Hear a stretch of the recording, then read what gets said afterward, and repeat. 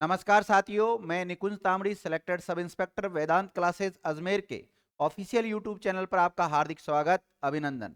साथियों, जैसा कि आपको सबको पता है कि हम डेली किसके ऊपर चर्चा करते हैं, तो करंट अफेयर्स के ऊपर चर्चा करते हैं। तो आज हम 29 दिसंबर 2023 से रिलेटेड जो भी करंट फैक्ट्स बनते हैं, इसके ऊपर हम चर्चा करेंगे। तो आज का जो पहला फैक्ट ये है कि हाल ही में 27 दिसंबर 2023 को अंतर्राष्ट्रीय महामारी तैयारी दिवस मनाया गया।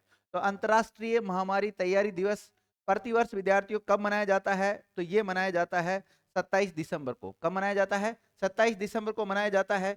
अब देखिए, अंतर्राष्ट्रीय महामारी तैयारी दिवस मनाने की जो घोषणा है वो किसके द्वारा की गई थी? तो ये घोषणा की गई थी संयुक्त राष्ट्र महासभा के द्वारा, और ये घोषणा हुई थी 7 दिसंबर 2020 को।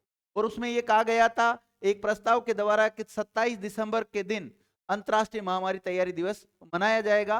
तो ये घोषणा किसके द्वारा की गई ये आपको पता होना चाहिए, और कब की गई ये डेट आपको याद होनी चाहिए। आगे देखें विद्यार्थियों, महामारी की रोकथाम, तैयारी और महामारी के खिलाफ साझेदारी के महत्व की वकालत करने के लिए इस दिन का आह्वान किया गया। मतलब ये दिवस क्यों मनाया जाता है, इसके पीछे कारण ये सब है। एक विद्यार्थियों, आपने एपिडेमिक नाम सुना होगा और एक पेंडेमिक नाम सुना होगा। तो इन दोनों में अंतर क्या है? जैसे कोई महामारी फैलती है, अगर देखिए ये लिखा हुआ है यहाँ पर, महामारी का कम समय में एक क्षेत्र के भीतर एक आबादी में बड़ी संख्या में लोगों में बीमारी की तेजी से जो प्रचार होता है उसको एपिडेमिक कहते हैं। और पेंडेमिक किसे कहते हैं? अगर यही फैलाव वैश्विक स्तर पर फैल जाता है तो उसको पेंडेमिक कहते हैं। जैसे कि कोरोना जो महामारी आई थी वो वैश्विक स्तर पर कितने जल्दी फैल गई थी, तो उसको एक पेंडेमिक रूप दिया गया था विद्यार्थियों। स्टार्टिंग में कोई भी जो महामारी आती है वो क्या होती है? एपिडेमिक होती है। लेकिन बाद में अगर वो वैश्विक स्तर पर फैल जाती है तो उसको पेंडेमिक कहते हैं। और पेंडेमिक किसी महामारी को जो घोषित करता है वो कौन करता है? WHO। कौन करता है? WHO करता है। WHO का नाम आपने सुना ही है, वर्ल्ड हेल्थ ऑर्गेनाइजेशन होता है, विश्व स्वास्थ्य संगठन होता है विद्यार्थी। 7 अप्रैल 1948 को इसकी स्थापना हुई थी, इसलिए प्रतिवर्ष 7 अप्रैल को ये अपना स्थापना दिवस भी मनाता है। अब मेरा आपसे एक सवाल है कि WHO के वर्तमान में हेड कौन है? आप कमेंट करके जल्दी बता दीजिए। हेडक्वार्टर इसका जिनेवा स्विट्जरलैंड में है। देखिए, अगला जो फैक्ट है वो ये है कि हाल ही में भारत और रसिया के मध्य भविष्य में बिजली आपूर्ति के लिए कुडनकुलम संयंत्र समझौते पर हस्ताक्षर हुए हैं। तो कौन से संयंत्र को लेकर एक समझौता हुआ विद्यार्थियों? तो कुडनकुल जो पावर प्लांट है उसको लेकर एक समझौता हुआ है भारत और रसिया के मध्य। और ये भारत की तरफ से ये जो समझौते पर हस्ताक्षर किए हैं वो हमारे जो विदेश मंत्री एस जयशंकर जी, क्या नाम है? एस जयशंकर जी, एस जयशंकर जी, इनके द्वारा हस्ताक्षर किए गए हैं। क्योंकि ये 5 दिवसीय रसिया की यात्रा पे गए हुए हैं 25 से लेकर 29 दिसंबर तक। उसी दौरान ये जो समझौता हुआ है वो रूस की राजधानी जो मास्को है वहां पर हुआ है। देखिए, ये समझौता कब हुआ था? वैसे 26 दिसंबर 2023 के दिन हुआ था ये समझौता। अब ये कुडनकुलम परमाणु ऊर्जा संयंत्र आ गया विद्यार्थी, इसको शॉर्ट में KNPS भी बोल सकते हैं। ये है कहां पर? तमिलनाडु में है, और ये भारत का सबसे बड़ा परमाणु ऊर्जा स्टेशन बताया जा रहा है विद्यार्थियों। क्योंकि इसमें 6 इकाइयां हैं, हालांकि 6 में से अभी तक 4 इकाइयों को चालू किया गया है, 2 इकाइयों को इसमें चालू नहीं किया गया है। इसकी जो बिजली संयंत्र की कुल क्षमता है विद्यार्थियों वो 6000 मेगावाट है विद्यार्थियों। कितनी है? 6000 मेगावाट है। अगला फैक्ट देखते हैं। हाल ही में ICC international cricket council, ICC का पूरा नाम क्या है? इंटरनेशनल क्रिकेट काउंसिल, और कोको कोला को अपना वैश्विक जो भागीदार है वो 8 वर्षों के लिए और बनाया है। हालांकि कोको कोला और ICC के बीच में साझेदारी 2019 से चली आ रही है, लेकिन इस साझेदारी को और बढ़ा दिया गया है 8 वर्षों के लिए, यानी कि 2031 तक हो गया है। तो ICC का जो हेडक्वार्टर है वो कहां पर है? UAE में है। और ICC का पूरा नाम कई बार पूछा जाता है विद्यार्थियों, इंटरनेशनल क्रिकेट काउंसिल इसका पूरा नाम होता है। और वैसे मैं कई बार इसके बारे में बता चुका हूं। देखिए, लिखा हुआ है कोको कोला 2019 से ही इसका ग्लोबल पार्टनर है, जिसका कार्यकाल अब 8 वर्षों के लिए बढ़ाकर 2031 तक कर दिया गया है। ये सारे बात मैं आपको बता चुका हूं। अगला फैक्ट है कि हाल ही में जो केंद्रीय स्वास्थ्य एवं परिवार कल्याण मंत्री, जिनका नाम डॉक्टर मनसुख मंडाविया है, तो इनके द्वारा मेडटेक मित्र की शुरुआत की गई है। तो मेडटेक मित्र की शुभारंभ या शुरुआत किसके द्वारा की गई है? जो हमारे केंद्रीय स्वास्थ्य और पारिवारिक कल्याण मंत्री है, कौन है? इनका नाम पूछ लिया जाता है तो डॉक्टर मनसुख मंडाविया है विद्यार्थियों, इनके द्वारा शुरुआत कर दी गई। मेडटेक मित्र का जो उद्देश्य है देश में युवा यानी कि नव प्रवर्तकों, इनोवेटर्स की प्रतिभा को पोषित करना है। डॉक्टर मनसुख मंडाविया ने भारत के मेडटेक सेक्टर पर भरोसा जताया है और अनुमान लगाया कि 2030 तक, ये ध्यान रखना है, ये सन 2030 तक 50 अरब डॉलर का उद्योग बन जाएगा ये। उन्होंने robotics, artificial intelligence, big data, virtual reality और नैनो टेक्नोलॉजी जैसी प्रौद्योगिकी प्रगति के कारण तेजी से हो रहे परिवर्तन पर जोर दिया है। तो ये कब तक ये लक्ष्य निर्धारित किया गया है कि कब तक 50 अरब डॉलर का उद्योग बन जाएगा ये, तो 2030 तक, इस सन को याद रखना। आगे देख लिए, अगला प्रश्न है विद्यार्थियों, हाल ही में सोनी स्पोर्ट्स के द्वारा कार्तिक आर्यन को फुटबॉल का ब्रांड एम्बेसडर नियुक्त किया गया। तो किसको नियुक्त किया गया विद्यार्थियों? कार्तिक आर्यन, इनको आप अच्छी तरह जानते होंगे, भली भांति जानते होंगे। और इस रणनीति साझेदारी का उद्देश्य है फुटबॉल को व्यापक भारतीय दर्शकों के करीब लाना और पीढ़ियों में खेल के प्रति जुनून जगाना, ये इसका उद्देश्य है। सोनी स्पोर्ट्स नेटवर्क ने इसे योर होम ऑफ फुटबॉल अभियान के लॉन्च के साथ साथ ही इस साझेदारी की शुरुआत की। अब सोनी चर्चा में आ गया, तो विद्यार्थी सोनी हमें ऐसा लगता है कि इंडियन कंपनी है, लेकिन ये इंडियन कंपनी नहीं है, ये जापानी कंपनी है। कहाँ की है? जापान की एक कंपनी है जिसका हेडक्वार्टर टोक्यो जापान में है। और जापान की कैपिटल भी क्या होती है, राजधानी भी क्या होती है? टोक्यो होती है।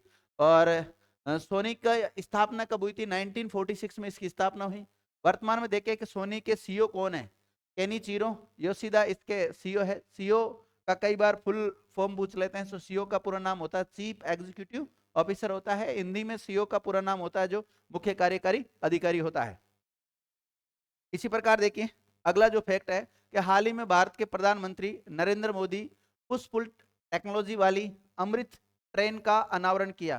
तो नरेंद्र मोदी जी के द्वारा अभी हाल ही में पुष्पुल टेक्नोलॉजी वाली एक अमृत भारत ट्रेन की शुरुआत कर दी है, उसका अनावरण किया विद्यार्थियों। देखिए, केंद्रीय जो रेल मंत्री हमारे, उनका नाम अश्वनी वैष्णव जी हैं, उन्होंने बताया कि ट्रेन में बड़ी गति और यात्री आराम के लिए पुष्पुल टेक्नोलॉजी को शामिल किया गया है। ये technology quick start and stop की अनुमति देती है, जिससे बहुमूल्य समय की बचत होती है। खासकर इसको मोड़ वाले क्षेत्र में और जहां पुल होता है उस क्षेत्र में ये अनुमति दी जाती है। क्योंकि विद्यार्थी देखा होगा आपने, कई बार ट्रेन चलती रहती है, आगे जैसे पुल वगैरह टूट गया तो हम ट्रेन को जैसे अभी हाल ही में देखें तो जब ब्रेक लगाते हैं तो यहाँ ब्रेक लगाते हैं, आगे जाके 2 किलोमीटर के बाद में ट्रेन रुकती है। तो ऐसे में तो फिर वहां पे हादसा हो जाएगा। तो फिर ऐसे में इसमें एक न्यू टेक्नोलॉजी का प्रयोग किया गया है जिसका नाम क्या है? Push pull technology. इसमें क्या होगा, जहां ब्रेक लगाया जाएगा वो गाड़ी वहीं रुक जाएगी। अगला है, हाल ही में विश्व भारती विश्वविद्यालय के जो शोधकर्ता है उनके द्वारा खोजे गए एक बैक्टीरिया का नाम रविंद्रनाथ टैगोर के नाम रख दिया गया है विद्यार्थी। इनके नाम रखा गया है, रविंद्रनाथ टैगोर जी के नाम रखा गया है। ये बैक्टीरिया की इमेज है और इधर ये डॉक्टर रविंद्रनाथ टैगोर है विद्यार्थियों।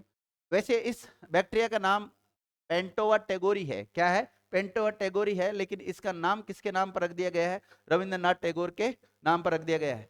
इस बैक्टीरिया में कृषि पद्धतियों में क्रांति लाने की क्षमता है। वाणिज्य उर्वरकों की आवश्यकताओं को काफी कम कर सकती है।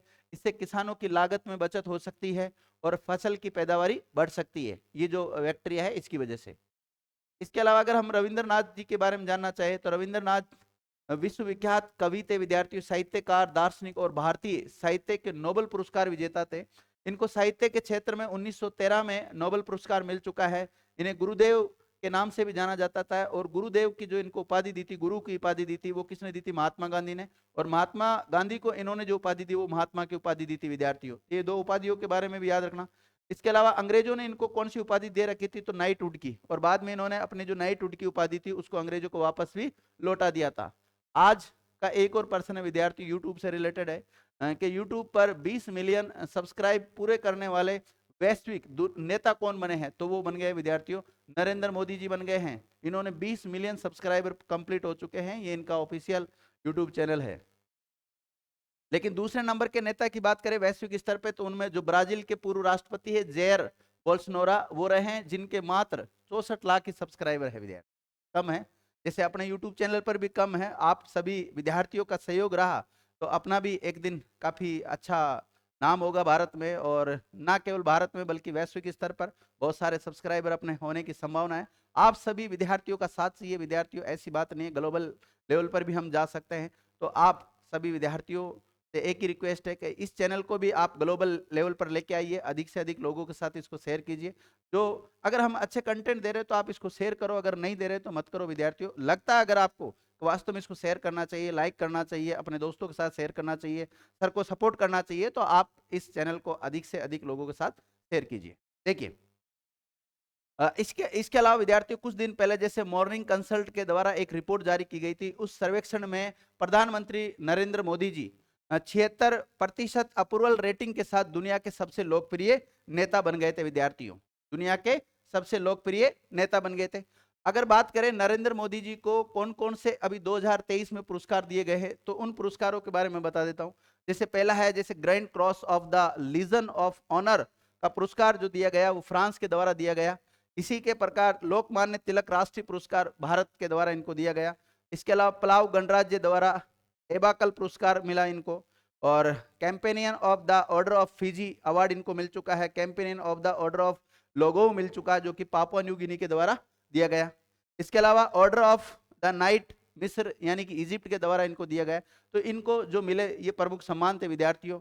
और आज का जो मोटिवेशनल कोड है ये है, मैं तब तक हार नहीं मानूंगा जब तक मैं लक्ष्य तक नहीं पहुंच जाऊंगा। विद्यार्थियों आपने भी अगर कोई गोल डिसाइड किया है, आपका लक्ष्य निर्धारित किया है, तो तब तक मत रुकना जब तक आपका लक्ष्य आपको हासिल नहीं हो जाता। बीच में मटकता ना विद्यार्थियों, अंतिम समय तक प्रयास करना, अपनी तरफ से कोई कमी मत रखना कि मैंने मेरी तरफ से ये कमी रखी थी। फिर बाद में देखो कई बार हम क्या करते हैं, हम किस्मत के भरोसे रह जाते हैं कि यार मेरी किस्मत में तो ऐसा ही लिखा हुआ था। किस्मत कुछ नहीं है विद्यार्थियों, केवल आप मेहनत करते रहो, प्रॉपर तरीके से आप मेहनत करो, आपको सफलता अवश्य मिलेगी। ठीक है मित्रों, विद्यार्थियों आपने हमारा वीडियो देखा उसके लिए बहुत बहुत धन्यवाद।